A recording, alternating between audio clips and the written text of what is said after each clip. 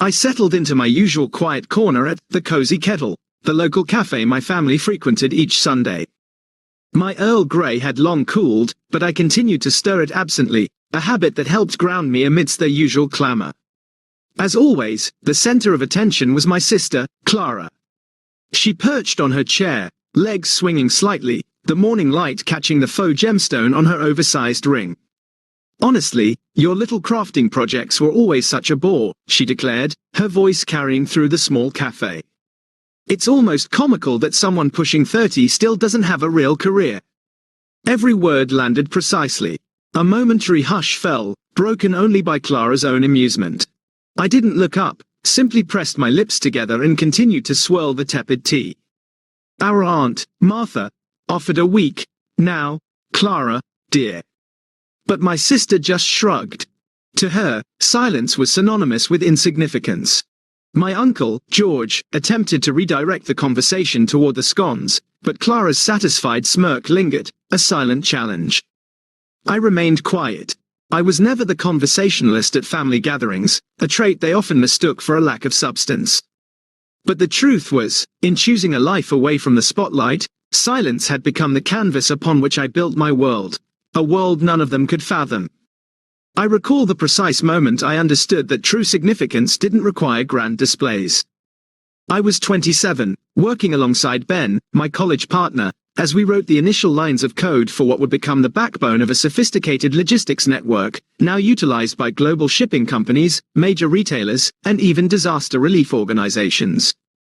Now, at 33, I'm the co-founder of Logicraft, a tech firm valued at over $90 million. Yet, my family remains oblivious. I've never been featured on our official website. In interviews, Ben is the public face of the company. I preferred to remain behind the scenes. My name appears only on internal documents, investor agreements, and Clara's direct deposit information. The irony isn't lost on me. The sister who never missed an opportunity to belittle my quiet nature is now seeking employment at the very company I helped create, completely unaware that the person reviewing her application is the failure she's mocked for years. I watched her animatedly recount her experiences at the now-defunct online boutique she briefly managed. "But it's fine," she waved dismissively. "I'm looking for something with more impact, something like Logicraft." Heard they're expanding. My breath hitched. For the first time during the meal, I glanced up, then quickly down again, careful to conceal the flicker in my eyes. She continued, "I've already applied. If they bring me on, I'll streamline their operations like no one else. If they don't, well, their loss." I bit back a smile. That confident, almost arrogant tone echoed the very pronouncements she used to make about my own quiet pursuits, claiming I'd never amount to anything hidden away. Perhaps she'd never realize it, but in that very shadow, I had built an enterprise she was now attempting to enter, unknowingly under my leadership. Still, I chose silence, not out of fear, but with the certainty that the truth would eventually reveal itself. I vividly remember my 12th birthday. While everyone sang, "Happy Birthday," Clara burst into the dining room holding a gleaming silver medal. "Our star just won the regional spelling bee," my mother exclaimed, embracing Clara. I stood by my cake, the candles flickering, but no one asked about my wish. I didn't even bother blowing them out. Clara was always the bright spark, the one who garnered applause. I quietly gathered my gifts, retreated to my room, opened the old laptop my father had given me the previous year, and continued building my first inventory management program. Even as a child, I was drawn to what others found tedious. I enjoyed dissecting gadgets to understand their inner workings. I was fascinated by the logic behind computer games. I loved the feeling of writing a clean line of code and watching it execute flawlessly. My mother used to say, "Lena can sit for hours, and you wouldn't know she's there." My father would joke, "We've got a spotlight and a dimmer switch in this house." Guess who's who? No guessing was needed. Clara was the spotlight. I, the dimmer switch, steady but often overlooked. As we grew older, the chasm between us widened. Clara studied fashion design, showcasing her often flamboyant creations at local events. I pursued software engineering at a renowned technical university. No one in the family could ever recall the university's name. When I graduated, they completely forgot the date, preoccupied with planning Clara's ill-fated boutique launch. I didn't blame them. Sometimes, I even wondered if I was simply uninteresting. But silence gradually became the space where I discovered my own worth. When Ben and I founded Logicraft, all we possessed were 2 outdated laptops and a shared vision to create an adaptable logistics system that could anticipate supply chain disruptions in real time. Ben was the communicator. He pitched to investors, handled press inquiries, and led meetings. I was the architect behind the scenes, writing every line of code, resolving every technical challenge. Within a year, a major shipping conglomerate signed a pilot contract.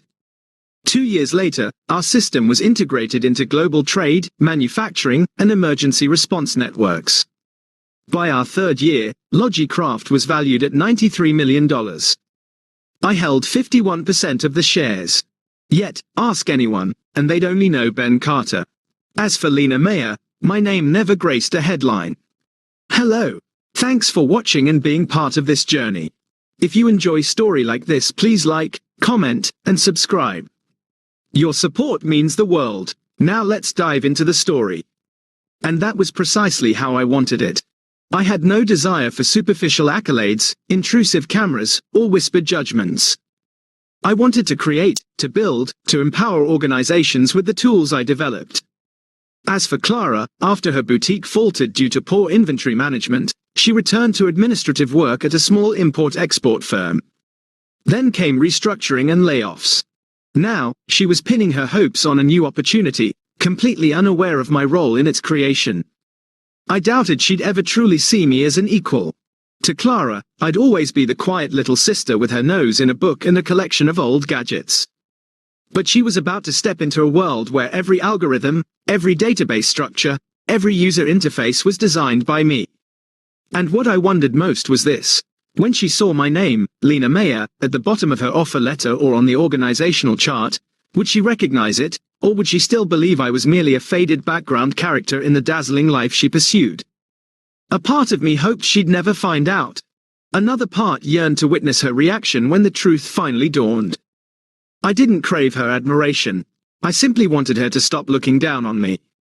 That evening, back in my quiet apartment on the 22nd floor, overlooking the twinkling lights of the city, I powered on my laptop and accessed Logicraft's internal network. Thousands of lines of code and system reports I knew intimately filled the screen. A new notification appeared from our recommended candidate, Clara Mayer. I leaned back in my chair, my gaze fixed on the digital file. I had anticipated this moment, yet my heart still skipped a beat. Her cheerful photo, dressed in a smart navy blazer, stood out on the application form. I scanned her experience, skills, and the internal reviewer's notes. Confident demeanor, strong organizational skills, suitable for the junior operations analyst role. Recommend for the next round of interviews. I didn't type a word, just clicked the 3 dots in the corner. A drop-down menu appeared. Forward, code, copy, approve. I clicked, approve. She got the interview. No one at the company, except Ben, knew I was a co-founder.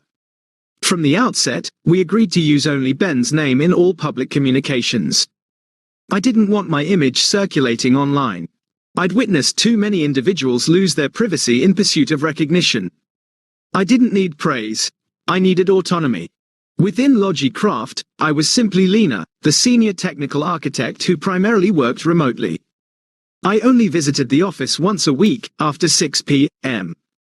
The rest of the time, I spearheaded projects, approved budgets, and formulated strategies from behind my screen. Ben was the one who faced the cameras, shook hands with investors, and spoke at industry conferences. He always respected my decision, never once revealing my identity to employees or the press. I used to question if that choice was the right one, but now, watching Clara unknowingly approach the world I had built, I was certain that remaining silent was the only way to make this moment truly significant. On her first day of work, I stayed home, as usual. But I activated the internal security camera system, a feature few knew I had designed. From a discreet angle in the 10th floor open-plan office, I saw her standing by the water cooler, her eyes wide with apparent enthusiasm as she looked at the digital welcome board displaying new employee announcements. "This is the company that hired me," she told a colleague proudly. "Word is, the founders are incredibly private. No one's ever seen the other one, might just be a silent partner." I chuckled softly. It wasn't the first time I'd heard someone speculate about the elusive second co-founder. That afternoon, Ben video called me. "She's off to a decent start," he said, stirring his coffee. "Confident. A little overbearing, but competent. Are you sure about this?" "She still has no idea, Lena. For now, let's keep it that way," I replied. "Just don't slip. If she's good, this is a great opportunity. If not, the truth will surface sooner." This wasn't about revenge. I didn't want her to fail, nor did I seek retribution. I simply wanted to observe how Clara would navigate a world where no one recognized her name, where there was no spotlight, no audience to impress. A week passed, then two. Each time I visited the office after hours, she had already left. I maintained my routine, approving system updates late at night, reviewing departmental reports in the quiet solitude of empty hallways and silent elevators, until one day, I was in the server room, conducting a routine security check, when I heard the distinct click of high heels echoing in the corridor. I stepped out, and there she was, frozen in the doorway. "Lena?" she asked, startled and suspicious. I nodded calmly. "What are you doing down here? Only senior personnel have access to this area." I offered a small smile. "Well, I suppose I have special access." She tilted her head, about to speak, when Ben emerged from the adjacent control room, holding a tablet. "Hey, Lena, could you take a look at the new network architecture proposal? Needs your final review by Monday." I took the tablet and glanced back at Clara. Her eyes widened slightly. No words were necessary. I knew in that moment, the seed of doubt had been planted. Now, I would see if she would finally truly see me, or continue to view me as the insignificant shadow she had always believed me to be. That morning, the city was shrouded in a soft fog. I had just finalized the quarterly performance analysis when my phone buzzed. It was Ben. "Lena, something interesting just happened. I think Clara's starting to put things together," he said, a hint of amusement in his voice. I looked at my screen. A new internal message had popped up from the operations department. "Unusual system access detected from employee ID, C. Mayer. Requesting verification of administrative privileges for network architecture files." My heart quickened. It was time. Nearly 3 months had passed since Clara officially joined Logicraft as a junior operations analyst. In that time, she had begun to gain favor within several departments, leveraging her assertiveness and persuasive abilities. I had observed from a distance, quietly approving her initial project proposals, offering no direct interaction. But she had started noticing inconsistencies.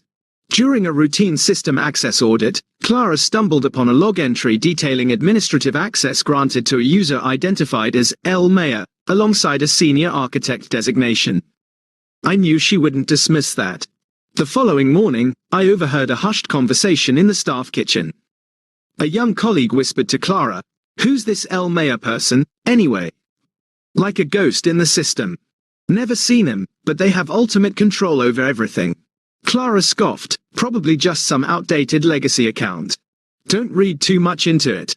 Behind a nearby partition, I tightened my grip on my coffee cup. Don't read too much into it. She would soon enough. 3 days later, she walked directly into the IT department and requested a comprehensive audit log for all administrative accounts. With her elevated access, she navigated file after file until she reached the one where my user ID appeared repeatedly, linked to core system configurations and high-level security protocols. Not just access permissions, but creation dates, modification history, and security clearances. Every critical function bore my identifier. The same sister who believed I relied on the family's charity was now staring at digital proof that I wasn't just an employee. I was the architect of the very infrastructure she used daily. That afternoon, I received a system alert. Unauthorized access attempt to founding documents. User, C. Mayer. She had reached the master file. I pictured her sitting at her workstation, the soft glow of the monitor illuminating her face as she viewed the company's foundational records for the first time. Logicraft Corp. Founders, Lena Mayer and Benjamin Carter. Ownership, 51%, 49%. Role, Chief Technology Officer, Ms. Mayer. Her breath must have caught in her throat. I knew her. When truly shocked, she didn't erupt. She went silent, but her eyes held a storm. Then, she would attempt to rationalize, to find a logical explanation that preserved her existing worldview. That same afternoon, I arrived at the office earlier than usual. I wanted to witness her reaction firsthand. Sure enough, as I entered the main office area, I saw Clara standing alone by the large digital project board, her gaze fixed on the scrolling list of team leads. I approached quietly. "Everything all right?" She turned, her eyes locking onto mine, a mixture of disbelief and dawning understanding in their depths. "Lena," she said, her voice barely a whisper, You're the CTO." I didn't respond immediately, simply offered a small nod. "How long?" she asked. "Since the beginning," I replied calmly. "Ben and I started this in a small co-working space downtown. Back when you thought I was still dabbling in my little projects." Clara let out a short, humorless laugh, a sound tinged with irony. "So, all this time you were in charge." I nodded again. "Not in charge, Clara. Just building the foundation." She fell silent, her gaze dropping to the floor. I pulled a document from my bag, a proposal for a new internal mentorship program focused on supporting women in tech. "We're launching this next quarter. If you're interested, I think your operational experience would be invaluable." She didn't take the paper, but her expression softened. Something had shifted. I turned to leave, giving her space. She would need time to process. But for the first time in years, I saw in her eyes not condescension, but a flicker of something akin to respect. How many times have I underestimated my own sister? The Logicraft 5-year anniversary gala was held in a sleek rooftop venue overlooking the city skyline. The soft glow of the evening lights reflected off the panoramic windows. I stood in a quiet corner, adjusting the simple black dress I wore.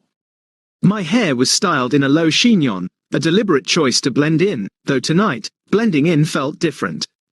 Ben approached, a warm smile on his face. "Ready, Lena?" I took a deep breath. "As ready as I'll ever be, I suppose." He chuckled.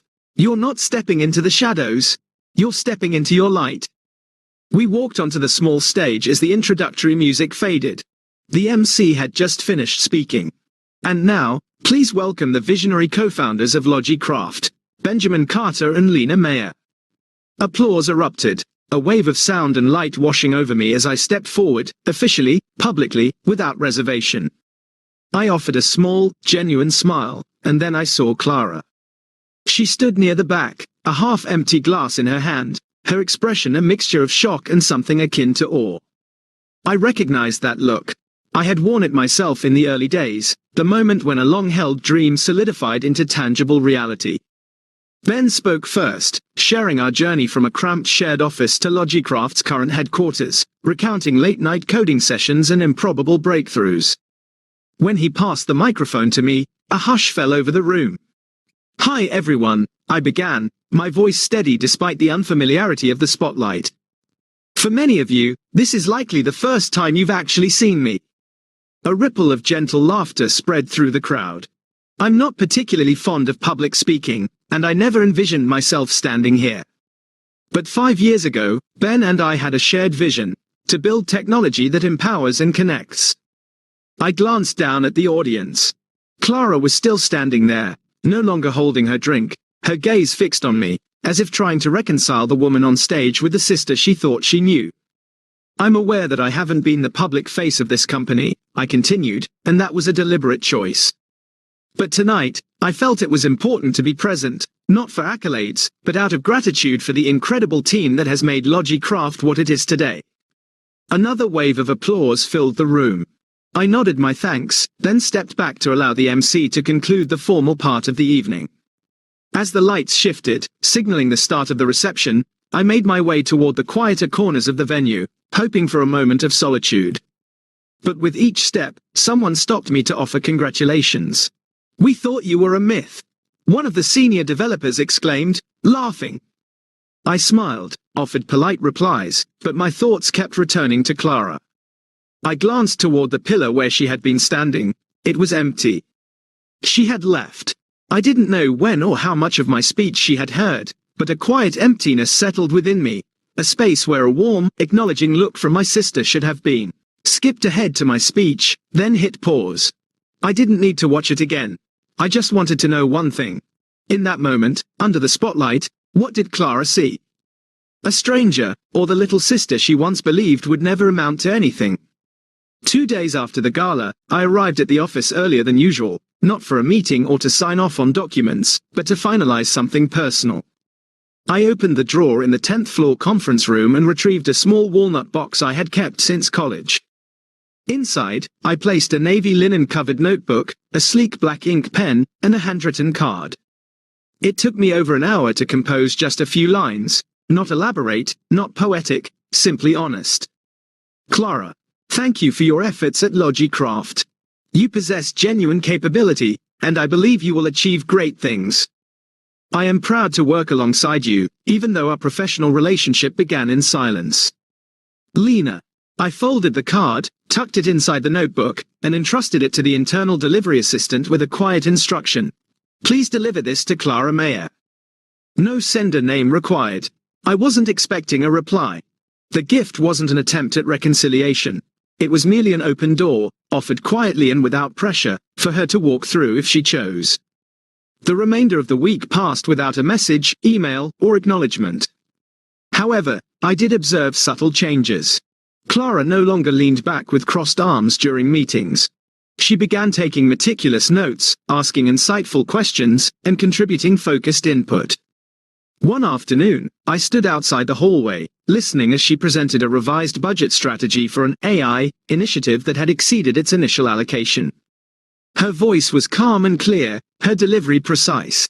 Her eyes no longer held a hint of competitiveness, but something far more compelling, unwavering focus. I didn't interrupt. I simply stood there, hands in my pockets, and offered a silent nod of acknowledgement. The following week, HR announced a new internal sponsorship program championed by Clara. This initiative aimed to support junior employees, particularly women pursuing careers in technology. She proposed allocating a portion of the corporate social responsibility budget to host a series of free career development workshops led by department heads. I read the proposal 3 times, slowly. The initiative's name caught my attention. "Touch the screen, touch the future." Below it, in elegant italics, were the words, "Inspired by the quiet mission of Lena Mayer." I gently placed the file on the table, a soft smile touching my lips. That afternoon, I stopped by the staff kitchen as usual. Clara was there, carefully pouring hot water into a French press. When she turned and saw me, we both paused for a moment. But this time, her gaze was softer, devoid of tension or defensiveness. I was about to pass by when she suddenly spoke. "The pen is beautiful," she said, her voice quiet, "and the notebook. I've already filled a few pages." I turned to face her fully. "I'm glad you liked it." She offered a small, almost hesitant nod. "I don't think I ever truly understood you," she admitted, her gaze direct. "Or maybe I just never tried." I smiled gently, offering no verbal response. "There is something I want to say," she continued, her voice dropping slightly. "You didn't have to give me a chance, but you did. And you never brought any of it up. You didn't diminish me to prove a point. That says more about you than anything else ever could." For the first time, I no longer saw Clara as the teenager basking in the spotlight, a medal clutched in her hand. I saw a woman beginning to shed layers of pride, learning to truly see the individuals around her. "I don't know if I can make it right," she said slowly, her eyes searching mine. "But I'll try." A weight I hadn't realized I was carrying seemed to lift from my chest. "There's no need to tally up the past, Clara. We start from today." We stood in comfortable silence for a moment longer. No lengthy explanations were needed. No forced apologies required, just a quiet, shared understanding. This time, things would be different. And somehow, they were. Clara stopped being the loudest voice in the room. She learned to listen, to create space for younger voices, and didn't shy away from tasks she once deemed beneath her. And I, in turn, began to emerge from behind my screen. I started speaking at technical briefings, no longer instinctively avoiding the camera's gaze. I stood before visiting students, sharing my journey not to boast, but to illustrate that impact didn't always require the loudest voice or the most flamboyant presentation. One weekend afternoon, as I was leaving the office, I saw Clara standing before the employee recognition wall. The list of top contributors for the quarter was displayed prominently, and her name was at the very top. She turned to me and offered a small, genuine nod. "Thank you," she said softly, "for not giving up on me." I smiled. "We're just getting started, Clara."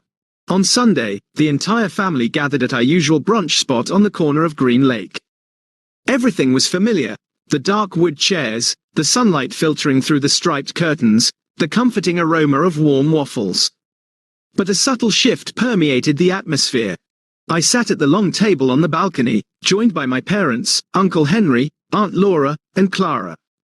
She arrived 5 minutes late, but instead of her usual attention-grabbing attire and sparkling heels, she wore a simple white blouse, dark jeans, her hair neatly pulled back, without makeup. As she approached me, her eyes flickered with a moment of hesitation, but then she offered a small, almost shy nod. I returned it. No words were necessary. A simple look conveyed more than any apology could. My mother was recounting a story about her new rose bushes when Uncle Henry suddenly chuckled and turned to me. "So, Lena, are you still tinkering away with those little freelance projects from home, or just typing up random computer codes all day?" I smiled, unsurprised. He still equated programming with a glorified hobby. Before I could even formulate a polite response, Clara's voice rang out clearly. "Uncle," she said, setting down her coffee cup and looking directly at him, "Lena is the most brilliant person I know, and without her, I most certainly wouldn't be where I am today." All eyes turned to her.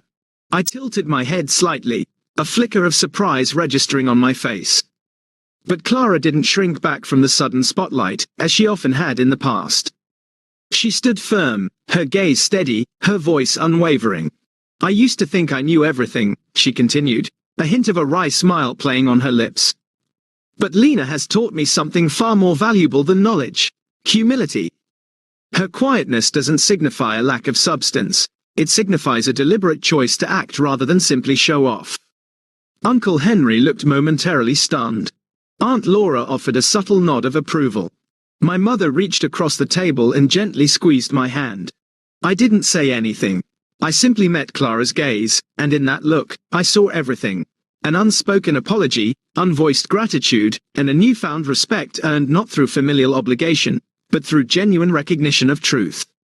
A moment later, the conversation shifted back to the weather and upcoming holidays. But I knew something significant had transpired. After the meal, as people began to leave the table, I stood up to grab my bag. Clara stepped over, her jacket in hand. She didn't say a word, but as she passed by, she whispered softly, "You don't have to forgive me, but I will never be the same person again." I turned to her, and for the first time in a very long while, I offered her a genuine, unguarded smile. "I know," I said quietly, "and I never needed you to apologize." We walked out of the brunch spot in comfortable silence. The tension that had once simmered between us had dissipated. What had happened wasn't forgotten, but it no longer festered like an unhealed wound. That afternoon, I went home, made myself a cup of tea, opened my laptop, and gazed out the window toward the shimmering expanse of Green Lake. Just as I took a sip of the warm tea, a message from Ben popped up on my screen. "Heard brunch wasn't half bad today." I replied, "Not bad at all. Let's call it a new beginning." And maybe sometimes, forgiveness doesn't arrive in the form of grand pronouncements. It comes when people finally truly see each other, not through the lens of judgment, but through the clarity of honest understanding. Clara and I would likely never be the picture-perfect sisters of childhood fantasies. But now, we were no longer standing on opposite sides of an invisible divide. We were two grown women who had learned from their own mistakes and were tentatively navigating a new, more authentic dynamic. And to me, that felt like a beautiful enough ending to one chapter and a gentle, hopeful start to the next. The journey between Clara and me had underscored a profound truth. Sometimes, the deepest understanding doesn't emerge from dramatic apologies, but from quiet, genuine change. It had taken me years to fully embrace that being seen isn't the sole measure of worth. But when truth is finally acknowledged, no elaborate rebuttal is necessary. Silence, in its own way, can be the most powerful catalyst for reflection and growth. Real life doesn't demand perfection. It asks only for the courage to evolve and the grace to begin again. What are your thoughts on Lena and Clara's journey? Can a late understanding truly mend a relationship that once seemed fractured? Share your reflections.